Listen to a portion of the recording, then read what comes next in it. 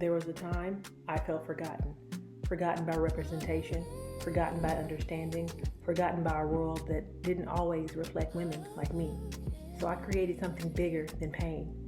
I created the Goddess League, a movement rooted in confidence, healing, identity, and unapologetic presence. Because we were never designed to simply fit in, we were designed to be bold, beautiful, and proud. Welcome to Chat with 6ft4Goddess, where real conversations meet powerful women, purpose, growth, and truth. Take up space. Use your voice. Own every ounce of yourself. Let's talk. Some of y'all may know me. Some of y'all are getting to know me. And some of y'all have just been introduced to me. My name is Anna Shay. Welcome. We don't dim, we don't shrink, we don't play small. Stand tall, stand proud, let them feel it all. Take up space. Step into your power. Hey everyone, welcome back to Chat with 6ft4Goddess. I'm your host, Anna Shay. And as y'all know, this space was created for those who have ever felt like they were too much, too tall, too seen, too different, in a world that wasn't necessarily built with us in mind. But here on this show, we don't shrink, no ma'am. We learn how to take up space fully, unapologetically, and with intention. And today's guest embodies that in every sense of the word. She is a champion, an Olympian. She is a professional basketball player with experience in the WNBA. And she's a global force who has carried her presence across cultures, across courts, and into rooms where she continues to make an impact, y'all. I'm so grateful and honored because she's my friend and my girl. Temi, welcome to the show. How you doing? Thank you. That was lovely. That's You're a nice welcome. intro. Right. How you feeling? I'm doing great. I am very excited to be on today with my fellow 6'4" goddess. Hey, yes, girl. That's what makes this so great to be a part of, and you to be here is just that different perspective that isn't from me per se, but it's still the same type of situations we've experienced, and that's what makes you the perfect guest. So I'm just really excited to get into it. And something that I wanted to ask you that I didn't get to before, which was like, if there is something is there anything that people would be surprised to know about you that you haven't ever shared, or that when you do share, they're like, what? What do I do? I like to sing. I like to sing. There you go. That's what I was looking for. You sing, exactly. Do you sing in the shower? Do you sing in public? What's that? So I've done a bit of both, done a few concerts in the shower, they've lasted for like 2 hours, 2 hour long concerts like they're really got a great audience. They love it. Okay. The water droplets just, they're screaming my name, giving me a round of applause every single time, always a standing ovation. So it's a great time. It's a great time. Best audience. That right there. I ain't mad at you, but 2 hours, girl, what kind of shower do you take? I need to be in your luxurious. You gotta do the everything shower. The everything shower. Okay. Yeah, I mean, I sang, in college as well, just to, be a bit more serious. I sang in a cappella group in college. I've done musicals. Also, just, randomly, I'll just pop up for open mics and just sing, and it'd be great. So, yeah. Okay. But nothing professional. Professional. Yeah. That's going to transition me into the next question. If you didn't go into basketball, would that have been something that you would have pursued? Probably not. No, unless, not seriously, I don't think, unless it really like turned out to be something that I was passionate in, and, Yeah. But acting possibly would have been something I would have pursued. Yeah.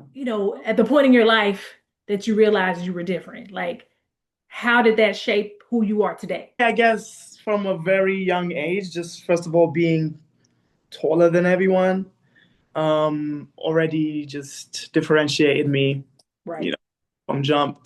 At 13 years old, I was 6'3", Okay. 6'3.5" at 13. So I thought I was gonna be like 7 foot, you Mm, know, you know, mm, mm. um, had that growth spurt early. But yeah, I would say around that age when I just started shooting heads and shoulders above everyone. Like, okay, this life is probably gonna be looking quite different for me than it is for everyone else, Hmm.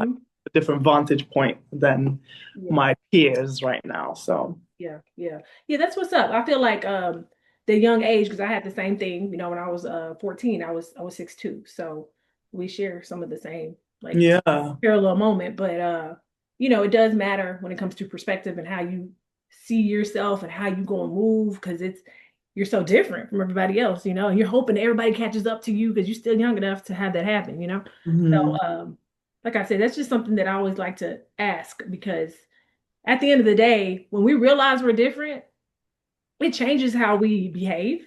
It Mhm. changes how we are um, looking at other people. You know what I mean? We're just like, I don't want to be too much, too this, too that. So, Yeah, I mean, I definitely had the thought of not wanting to like impose myself too much, especially being so tall at a young age. I remember the feeling of, being taller than all the men, like I saw in my vicinity in my life, and just not wanting to impose even more by adding weight. So always wanted to be skinny, right? And mm, that's a terrible way of thinking, first of all. interesting. But I already thought like I was already tall. I was already too tall, in quotes. So why add weight on top of that and make people more intimidated, let's say. I was so worried about that, right? Yeah. Um, Even as a basketball player where you need to be strong, you need to have muscle, you need to have weight, you need to have, presence. But at that young age, 13, I was trying to be as quote unquote feminine as possible, um, and fit the standard of beauty, which Yep. I was, which I was far from in the eyes of society. And so I had to learn to just embrace myself for who I am. And, going back to being different from everyone, I understood that if somebody doesn't like me just because I'm tall, then I don't need that person in my life. And it's really as simple as that, right? Me too. And that really came to like really embracing who I am through and through and not accepting mediocrity from anyone else. I love that. I love Yeah. that. You're right, because it is something that you have to, we had to work through that, right? It's Yeah, never something that we can automatically say, well, I was this way because that was just how lucky I was. No, we have to learn that, people are not going to be for you just because you stand out more than them. Just exactly. simple. Exactly.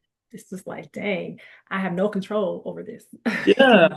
I'm sitting here constantly trying to make you feel comfortable. Right, You're trying to not make doing you nothing. feel comfortable by not adding any more weight or not looking a certain way or not, like no. That part. So once I got rid of that, started lifting, started getting straight. I was my heaviest at one point. I was 210, it was 215 pounds, and I was happy, and I was thick, and it didn't matter what anyway. I know you wouldn't think, right? It wasn't my natural weight, I would say, but I did enjoy being at that weight. I just felt strong. I felt Powerful. sturdy, powerful. um, and it didn't really matter what anyone else thought. When you played internationally, you've experienced all kinds of different cultures, right? So, being a tall woman, how does that show up differently depending on where you are in the world? Do they treat you crazy, better? I would say that they love, as a foreigner, let's say, I noticed that I've been treated differently everywhere I've been. So I have, and it's been not just a foreigner, but a tall, striking looking African woman. Hmm. Already it's like, whoa, what's that? It's like curiosity, and so I'm always treated differently, and I'm always treated quote unquote better in a Mhm. sense because people are coming with a sense of like admiration or like fetishizing me or like just interested in the look, right? Without getting to know me as a person. So it's always like a show. Okay. Wherever I go, it's like I feel like I'm a show. A sideshow circus. Yeah, That's what I say. Yeah. exactly. Like that's the first impression is always like, whoa. Hmm.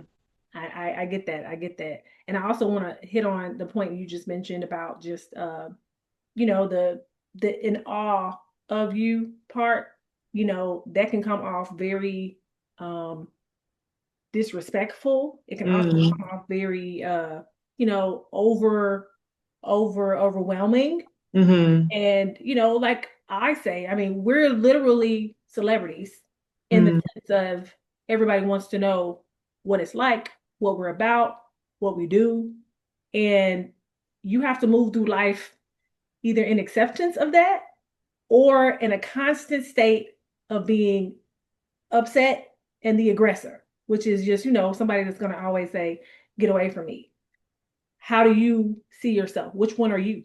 I mean, I've definitely had my my experience of being both sides, throughout my life. Nowadays, it moves towards calm and peace and just grace. Okay. Just give people more grace. Yep. But before, it was more, I wouldn't say combative, but just, might respond a bit more defensively. Right. Um, and maybe with a joke or sarcasm. Sometimes I still do sarcasm today because I just love it. So sarcasm is a great tool. Do It really is. you play Right. basketball? Like, Right. could you hear your stupid question? Right. Right. Well, Or do you do you ride horses professionally?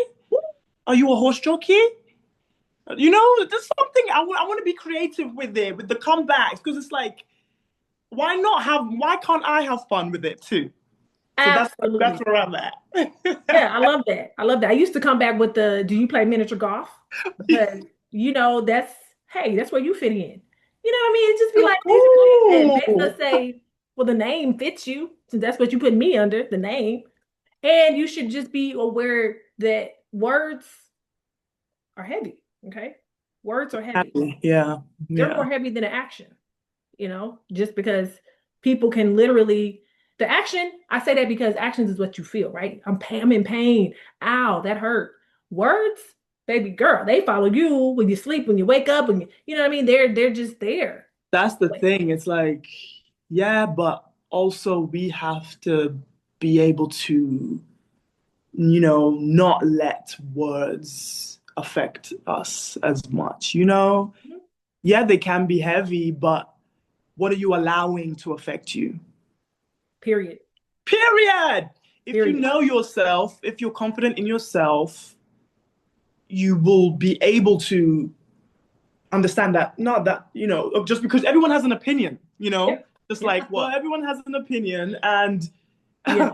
just like mine might not be the correct opinion all the time, yours sure as hell isn't going to be, And so Right. my opinion on myself is the most important thing out here. Yeah. It doesn't matter what you say. Right. Right. It is. It is. And you are right. And I feel like that's something that people need to continue to hear. Younger taller people, yeah, who are very, very susceptible to, taking in what society says about them and really, you know, making it part of their identity. Yes. The most susceptible people are the younger. What age are you most susceptible from? Like in your teens, young teens, right? Easily. Right, Easily. easily. Yes. And so I think that's part of what I've realized is my job in this life now is to empower the youth, especially young girls, to just believe in themselves, love themselves, stand up straight, keep your back straight. Don't hunch over because it looks worse. You're already tall. So what did we say the other day? Make it worth looking at, Yeah.